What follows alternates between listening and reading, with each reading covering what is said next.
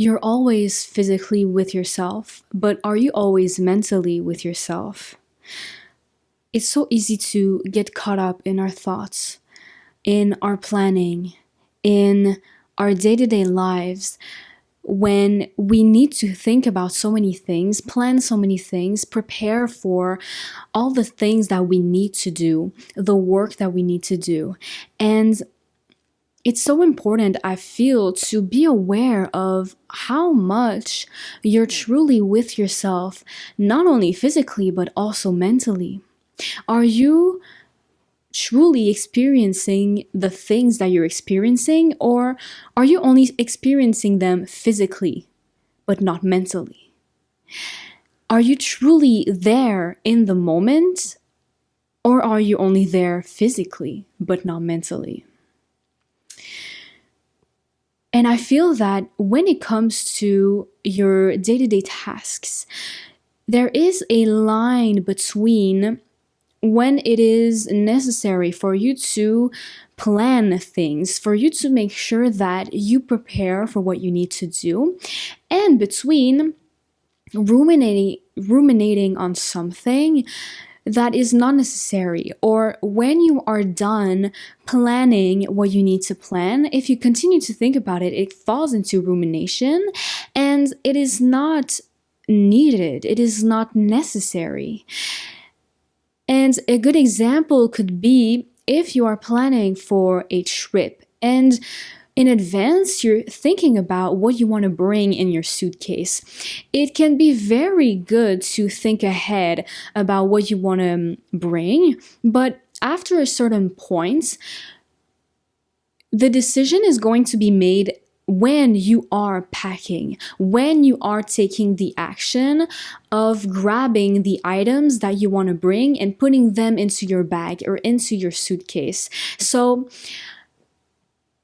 when prior to packing, you can think about what you want to pack for a certain amount of time, but after that, once you cross the line of I've thought about it enough, if you continue to think about it, it's not necessary anymore. And I believe that it is important to make that distinction and in the moment to notice that when you have thought of it enough and you say, I will put this down and I will pick it back up once I actually take the action. It is so important to be aware of that and to do that to determine where the line is, because if you don't, you spend your entire life planning for things and being in your head about either things that are coming or things that maybe already happened, and you never spend any time being present and enjoying your life. And so it's really about creating this balance between the two, between making sure that you have your own back by planning what you need to plan and preparing for what you need to prepare for, but also letting yourself live your life and experience it in the moment.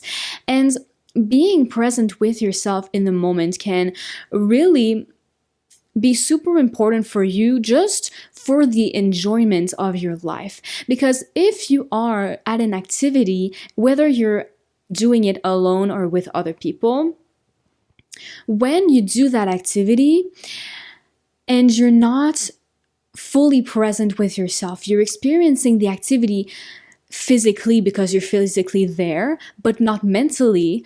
Later, when you go back and think about that activity and you only remember you being in your head about it and not really being present, it really affects that memory.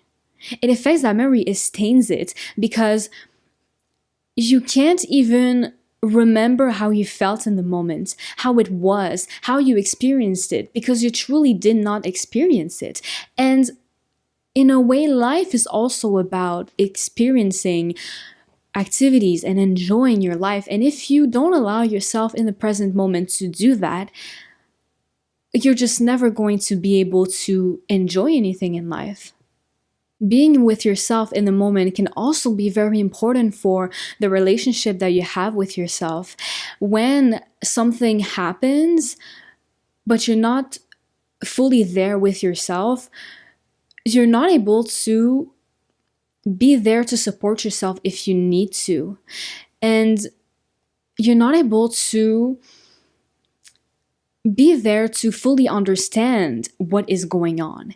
And if the thing that is happening is very either traumatic or it can be very difficult, it's even more important for you to be there with yourself, to activate the support system that you have with yourself. But you can't do that if you're not even paying attention to yourself, not even paying attention to what is going on.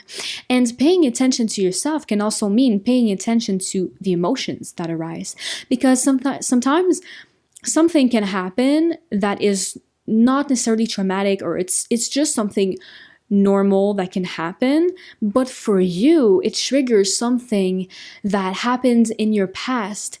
And if you're not present with yourself, and if you're not being putting your attention on yourself, so you're not able to observe what is going on within yourself, you're not going to be able to notice that you might get triggered in a way, and you're not going to be able to be there with yourself to support yourself emotionally if you're just not really aware that it's happening.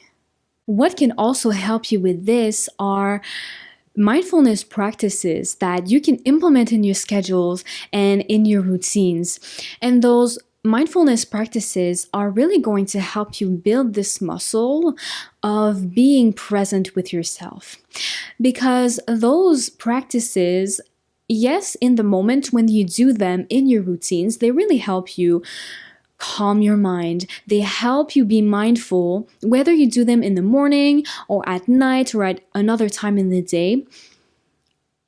They allow you to create balance during your day, to have these moments of pause, but they also help you gain the knowledge of how in your day-to-day life, whether you're out with friends doing an activity and you feel yourself getting so caught up in your head about things that are not necessary right now, it's not necessary for you to think about that right now. Well, having those mindfulness practices in your routines that you've been doing repetitively will help you, because in that moment you'll be able to use what you've been training for, almost to use that muscle that you've been training by doing those practices in your routines. And in the moments, it will really help you also know what works for you, because those mindfulness practices that you put in your schedule, you can really pick and choose which ones you want to do, and you can really play around with them and customize them to your needs, to how your mind works, to what truly works for you. So having mindfulness practices is truly an investment. It's not something to put in your routines because it sounds nice, or because a lot of people are drawn to those activities and because it's what everybody seems to be doing, then I should do it too. It's truly an investment, and there's really more to it than just the surface level of doing a meditation practice because it sounds nice and it's what a lot of people suggest as morning or evening routines. So whenever it is possible for you, really be aware of where your mind is. If you are in your thoughts, or if you are present with yourself, and pick and choose your moments of when you can be in your thoughts, because like I said, sometimes it is necessary for you to be caught up in your thoughts because you need to plan for something or you need to prepare for something. But know where the line is and learn to really put your foot down when enough is enough. When you have thought about something enough, learn to grab the issue and put it down and leave it there until you can pick it back up when you can truly take action on it.